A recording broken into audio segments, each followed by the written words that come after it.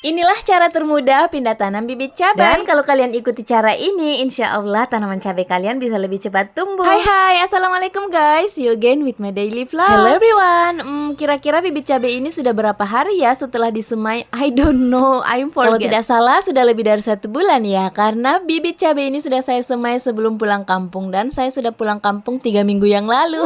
Sebelum menanam bibit cabai, sebaiknya raised bed yang akan kita tempati untuk menanam atau di lahan manapun itu bersihkan dulu ya guys ya, rumput liarnya. Lalu kita berpindah lagi ke tempat penyemaian bibit cabai. As you can see, pertumbuhan bibit cabainya berbeda-beda. Ada yang sudah tumbuh besar, ada juga yang masih kecil. And of course, yang harus ditanam terlebih dahulu adalah bibit cabai yang sudah tumbuh besar atau yang sudah punya 5, 6, sampai 7 helai daun. Nah, usahakan saat akan memindahkan bibit cabai ini digali langsung dengan tanah-tanahnya ya guys ya. Jangan langsung dicabut. Karena because kalau bibit cabainya langsung dicabut, biasanya akarnya akan putus dan tanamannya bisa stres saat dipindah tanam dan ujung-ujungnya bisa metong. Menurutku menyemai bibit dengan cara seperti ini adalah cara tradisional karena sekarang ada cara yang terbaru dan mungkin sebagian dari kalian juga sudah pada tahu itu loh, menyemai bibit menggunakan tray semai. Next kita coba juga ya menyemai bibit menggunakan tray semai supaya lebih mudah untuk pindah tanam. Kalau bibitnya sudah ready, so tunggu apa lagi? Yuk mari kita mulai menanam. Cara selanjutnya agar tanaman cabai bisa cepat tumbuh saat dipindah tanam, usahakan dibuatkan lubang sesuai dengan ukuran bibitnya ya guys ya. Karena ini bibitnya sudah mulai tinggi, jadi saya usahakan buat lubang yang lebih dalam lagi supaya bibit cabainya bisa mengeluarkan lebih banyak akar baru dan pertumbuhannya jadi lebih subur. Apalagi belakangan ini cuaca sangat susah ditebak, kadang panas, kadang hujan, kadang juga berangin. So, untuk mengantisipasi bibit cabainya tumbang, sebaiknya kita tanam dalam-dalam. Kalau menurutku sih guys, kalau menurut kalian gimana? Nah, untuk kalian yang sudah pernah berhasil tanam bibit cabai, please kasih saran dong di kolom komentar. Sebelumnya saya juga sudah pernah berhasil tanam bibit cabai di depan rumah dan ada beberapa pohon yang saya tanam dan alhamdulillah satu pohonnya bertahan hidup dan sampai sekarang sudah tumbuh subur, sudah sering dipetik juga buahnya. Tapi yang lebih sering petik buahnya adalah para chicken.